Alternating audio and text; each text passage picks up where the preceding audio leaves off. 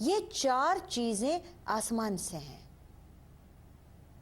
اب اس میں بھی جس کی مقدار بڑھ جاتی ہے پرسنالٹی میں، اس کا اثر اتنا زیادہ چلا آتا ہے. تو یہ 4 چیزیں زمین سے اور 4 عرش سے مل کر اللہ تعالیٰ نے حضرت آدم کی خلقت کر دی. ایک اور چیز جو عرش ہی سے ملی اسے علم کہتے ہیں. اس ایک چیز کو لے کر اللہ تعالیٰ نے ہر چیز سے ممتاز کر دیا، بڑھا دیا، رتبے میں، مقام میں. اس ایک چیز کو فضیلت عطا فرمائی جسے علم کہتے ہیں. سیدنا آدم علیہ السلام میں جب روح پھونکی، جب انہیں سب سے متعارف کرایا، تو کچھ چیزوں کا تعلق جو زمین سے تھا، جو ضروریات سے تھا، ان چیزوں کے نام گنوا دیے. سیدنا آدم کو بھی سکھا دیے، فرشتوں کو بھی سکھا دیے. اس کے بعد دونوں سے پوچھ لیا. سیدنا آدم نے فوراً ہی وہ سارے کے سارے نام بتا دیے. فرشتوں کو بھوک لگتی نہیں تھی، اس لیے کھانے کی چیزوں کا نام یاد نہیں. پیاس لگتی نہیں تھی تو یہ پتہ ہی نہیں کہ پیاس کی شدت کیا ہوتی ہے، یہ کیفیت کیا ہوتی ہے، تو اس وقت پانی چاہیے ہوتا ہے، پانی کا نام ہی بھول گئے. تو کئی نام جو اللہ نے سکھائے تھے کہ اس وقت اس چیز کی ضرورت پڑے گی اور یہ چیز کام آئے گی، سیدنا آدم کو بطور انسان کے وہ سب یاد رہا. اور یہ فضیلت بتاتے ہی اللہ تعالیٰ نے حکم دیا کہ سجدہ کرو. سب نے سجدہ کیا. حضرت آدم علیہ السلام مسجود ملائک ہو گئے. یہ ایک فضیلت، یہ ایک رتبہ، یہ ایک مقام اشرف المخلوقات بناتا ہے. ورنہ انسان کی پیدائش سیدنا آدم سے لے کر آج تک، آج سے لے کر قیامت تک، انسان کی پیدائش کوئی بڑا کرشمہ نہیں ہے، کوئی بڑی بات نہیں ہے. قرآن میں اللہ تعالیٰ اس کو حقیر پانی کی پیدائش کہتے ہیں. اولم یر الانسان انا خلقناہ من نطفۃ فاذا هو خصیم مبین. انسان دیکھتا نہیں کتنے حقیر پانی کی پیدائش ہے، پھر بھی اس قدر جھگڑا لو. سمجھتا کیا ہے خود کو؟ بار بار اللہ تعالیٰ انسان کو اس کی اوقات یاد دلاتے ہیں. جب سیدنا آدم کو بناتے ہیں، جب ان کی مٹی گوندتے ہیں، تو قرآن میں کہتے ہیں کبھی کھن کھناتی ہوئی، کبھی سڑی ہوئی، کبھی بدبودار.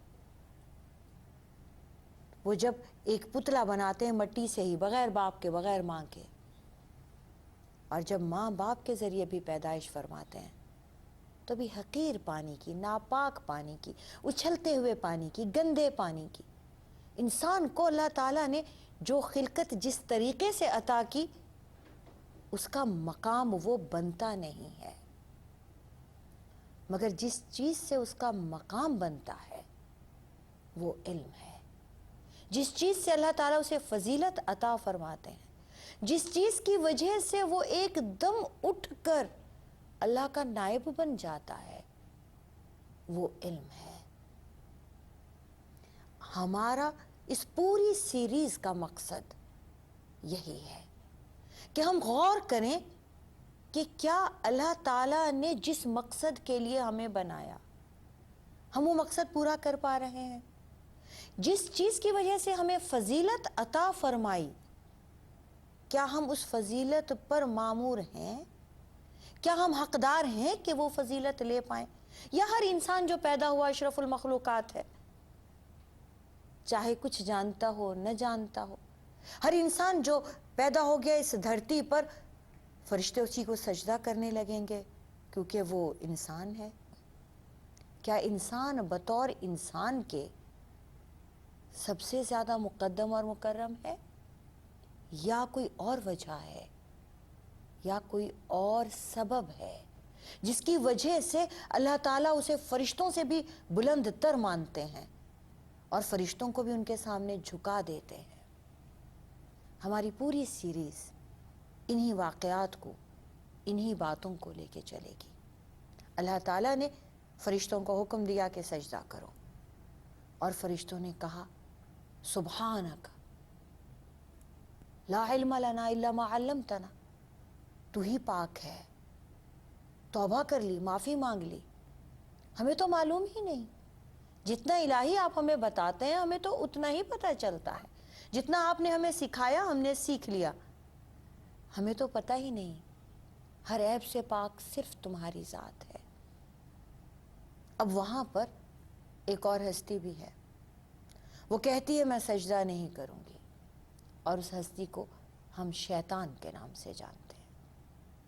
جب اللہ تعالیٰ حکم دیتے ہیں کہ سب سجدہ کرو، سبھی سجدہ کرتے ہیں۔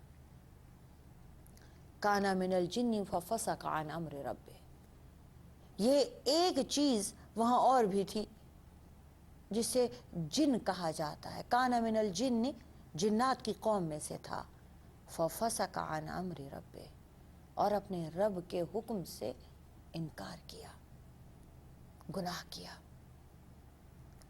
عزیزان گرامی، اس کو گناہ کی مجال کیسے ہو گئی؟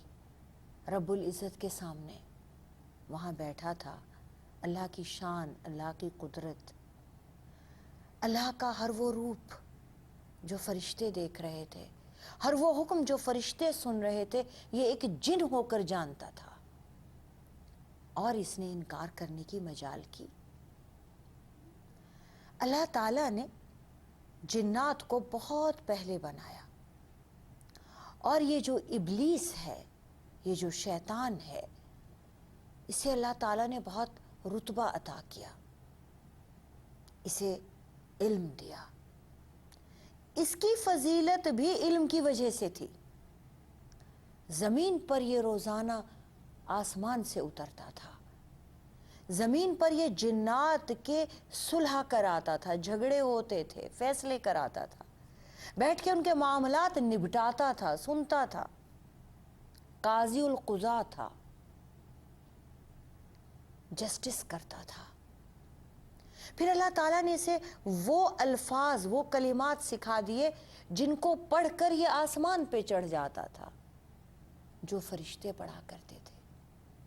پھر روزانہ شام کو اپنی جاب دن کی پوری کرتے ہوئے زمین سے اڑ کر آسمان میں چلا جاتا تھا، پھر شامیں فرشتوں کے ساتھ گزارا کرتا تھا، وہاں یہ فرشتوں کی ٹریننگ کرتا تھا، انہیں سکھاتا تھا، تبلیغ کرتا تھا۔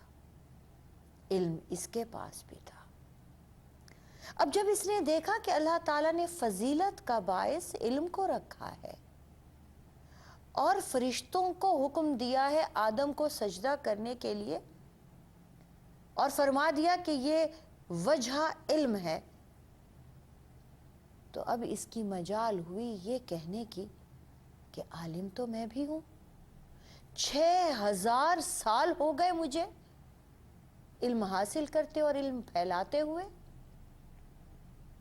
زمین پر بھی آسمان پر بھی، تیرا کام کرتے ہوئے، تیرا حکم پہنچاتے ہوئے۔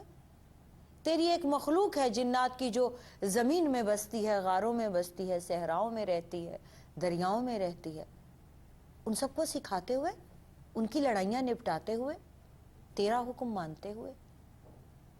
تو میں سینئر بھی ہوں، عالم بھی ہوں، واقف کار بھی ہوں، جانتا ہوا بھی ہوں، حقدار بھی ہوں، تو یہ سجدہ تو مجھے ہونا چاہیے تھا۔ چاہیے تو یہ تھا کہ یہ فرشتے بھی مجھے سجدہ کرتے اور یہ آدم بھی مجھے سجدہ کرتے، نہ کہ میں سجدہ کروں ان سب کو، میں سجدہ کروں آدم کو۔ یہ حق تو، یہ پوزیشن تو میری ہونی چاہیے تھی۔ یہ اس کے ذہن میں آیا اور زبان سے نکلا۔ اللہ تعالیٰ نے اپنی تقسیم رکھی ہے، کس کو کتنا مقام دینا ہے، کتنی عزت دینی ہے، کتنا رتبہ دینا ہے، کس کو کتنی ذلت دینی ہے، کتنی پستی دینی ہے، کتنا نیچے رکھنا ہے، کس کو جانور بنانا ہے، کس کو انسان بنانا ہے، کس کو جن بنانا ہے، کس کو فرشتہ بنانا ہے۔ یہ پیورلی اللہ تعالیٰ کی اپنی مرضی ہے، اس میں وہ مشورہ نہیں مانتے، اور اس میں وہ کسی اور کی مرضی، مشورہ، اشارہ یا دھونس کیسے مان سکتے ہیں؟ اب اللہ تعالیٰ نے اس کو دھتکار دیا اور سوال کیا تیری مجال کیسے ہوئی؟ تو اب اس کے پاس آرگیومنٹ ہے، اور آرگیومنٹ بڑا مزیدار ہے. کہتا ہے اس کو کس چیز سے بنایا ہے؟ اور مٹی بہت کمزور سی چیز ہے، عاجز اور حقیر ہے. یہ مٹی کی پیدائش ہے، میں آگ سے بنا ہوں. ہماری پیدائش میں آگ کا ذرا سا عنصر ہے. جنات پورے کے پورے آگ سے بنے ہیں. انسان میں مٹی زیادہ ہے اور جنات میں آگ زیادہ ہے. آگ تو مٹی کو کھا جاتی ہے، آگ تو بہت طاقتور ہے. میری خلقت، میری پیدائش آگ سے ہوئی ہے. یوں بھی جسامت میں، طاقت میں، حلیے میں کہیں زیادہ بڑھ کر ہوں. اور اگر علم فضیلت کا باعث ٹھہرا تو 6000 سال سے عالم ہوں، علم سیکھ رہا ہوں، علم سکھا رہا ہوں. اور اگر دنیا میں خلیفہ بنا کر بھیجنا ہی ہے تو میں کیا برا ہوں؟ اللہ تعالیٰ نے اس پر لعنت بھیج دی. عزیزان گرامی، یہ لعنت کا لفظ بھی پہلی بار دنیا نے سے روشناس ہوا. رحمت محبت کی انتہا ہے. اتنی محبت کہ بس اللہ تعالیٰ نے اس کے لیے یہ لفظ رحمت خود ہی نکالا کہ اتنی محبت کہ اس کا کوئی مقابلہ نہیں ہے. بس ایک نظر ڈال دینے کی دیر ہے، دنیا، تقدیر، ہر چیز سنور جاتی ہے، بدل جاتی ہے. اس کا اپوزٹ لعنت ہے. اس رحمت کے دائرے میں سے نکال دینا، اس کیفیت میں سے نکال دینا، اور محبت کی جگہ نفرت نے لے لی، غصے نے لے لی، دھتکار نے لے لی، پھٹکار نے لے لی. اب یہاں ایک بہت لطیف سا، باریک سا نقطہ آتا ہے. آرگیومنٹ فرشتے نے بھی کی ہے. پوچھا ہے یہ کیا بنا رہے ہیں اللہ تعالیٰ، یہ فساد مچائے گا. اللہ تعالیٰ نے جواب عطا فرمایا اور انہوں نے اس کے بعد کوئی بات نہیں کی. بالکل ٹھیک ہے اللہ تعالیٰ، آپ جانتے ہیں، ہم نہیں جانتے، ہم اتنا ہی جانتے ہیں جتنا آپ نے سکھایا. شیطان کے پاس بھی آرگیومنٹ ہے. اس نے بھی آرگیو کیا، اس نے بھی بحث کی، اس نے بھی دلیل دینے کی کوشش کی. اللہ تعالیٰ نے اس کو دھتکار دیا، پھٹکار دیا، لعنت زدہ قرار دیا. وجہ کیا بنی؟ علم اس میں بھی ہے. اس بات پر غور کرنا ہے. لمحہ فکریہ یہ ہے کہ جب ہم آرگیو کرتے ہیں محض کچھ حاصل کرنے کے لیے، علم جاننے کے لیے، سیکھنے کے لیے، تو ہمارے دروازے کھل جاتے ہیں.